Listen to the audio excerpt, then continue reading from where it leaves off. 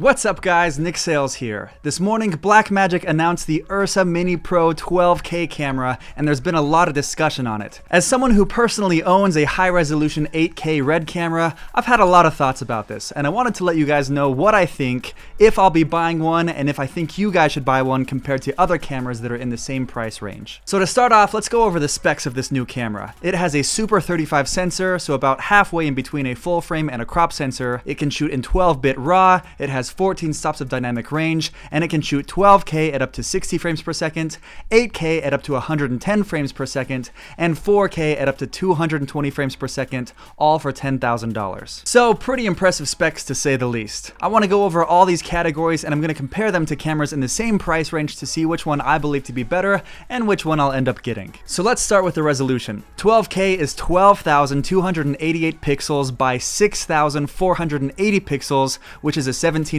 aspect ratio. That means that if this camera that I'm shooting with right now was to shoot in 12K, this is what 1080p would look like, this is what 4K would look like, this is what 8K would look like, and this is what 12K would look like. So that is an insane amount of pixels. Each frame is 80 megapixels to be exact. Just for context, a Canon 5D Mark IV, which is a standard camera for photographers, only shoots 30.4 megapixels, so this is more than double that, and then it can shoot up to 60 of those pictures or frames each second. So if you're a photographer and you're looking to blow a picture up on a billboard, this would start to look pretty appealing. This is the first 12K camera that I know of that exists, and the next closest thing would be RED cameras that shoot in 8K, so it's interesting to see how much resolution this thing packs. Now let's talk a bit about the dynamic range. Dynamic range talks about how much detail the camera is able to capture in the shadows and in the highlights of an image. The Ursa Mini Pro 12K camera has 14 stops of dynamic range. Compare this to a Canon 1DX Mark II, which has 11 stops of dynamic range, and RED cameras that have 16.5 stops of dynamic range. Now, I personally feel like this is probably the greatest feature that a camera can have, or it's at least in my top 3. You can have a camera with incredible resolution, but if it doesn't have good dynamic range, it will still look amateur. Potato Jet just came out with a video a few weeks ago comparing an 8K resolution smartphone camera with a 2K resolution Arri Alexa camera. So even though the smartphone shoots in a higher resolution, the Arri Alexa camera has a much better dynamic range,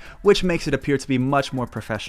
So 14 stops of dynamic range is good. It's not quite at the 15 stops of dynamic range that an Arri Alexa camera has, or the 16.5 stops of dynamic range that a RED camera has, but I'd say that in most cases it will be good enough for what you'll be shooting. Next, let's talk about the slow motion capabilities. The Ursa Mini Pro 12K can shoot 12K at up to 60 frames per second, 8K at up to 110 frames per second, and 4K at up to 220 frames per second.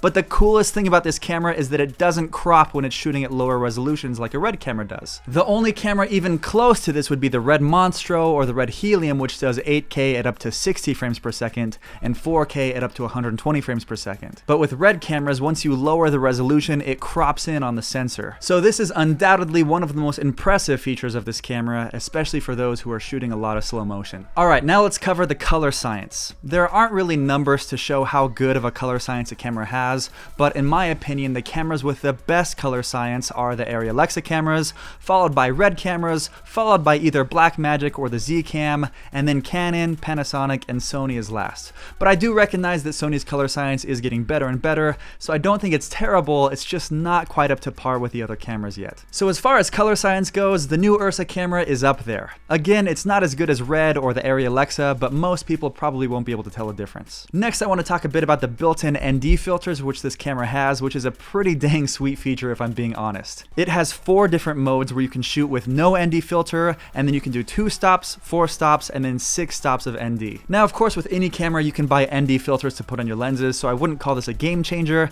but it does make it super convenient without having to always be swapping out ND filters on the go. Lastly, I want to cover the weight and ergonomics of the camera, which honestly might be the deal breaker for me. This is a pretty big camera, which is fine if you always have it on a tripod, but for me, as someone who is always traveling and filming on a gimbal, I prefer a camera that's smaller and lighter so that it doesn't absolutely absolutely destroy my body. And that's one of the reasons why I'm so impressed by the new RED Komodo camera, is that it's 2 pounds compared to the Ursa, which is 5.1 pounds, and the Komodo is less than 4 inches in every dimension, whereas the Ursa is about 6 inches tall, 8 inches wide, and 8 inches in length. The Ursa also has a pop-out screen, but it's pretty small at only 4 inches, and it makes it harder to keep your subject in focus. With the RED Komodo, you can buy an external monitor that's as big as you'd like it to be, and I've been researching it a bit, and I think that the one that I'm going to go with is the Small HD Focus OLED 5.5 inch, which still isn't huge, but I think that it'll be just big enough to be able to tell if your subject is in focus, but also small and light enough to travel with. So my final thoughts are that this new Ursa Mini Pro 12K camera is unbelievably impressive, but it's a bit overkill in the areas where I don't need it as much, like the resolution, and a bit underkill in the areas where I'd like it to be a little bit better, like the weight, size, and dynamic range. At $10,000, it does seem like a pretty good price, but I'm going to stick with the RED Komodo, which comes in at $6,000 for the body,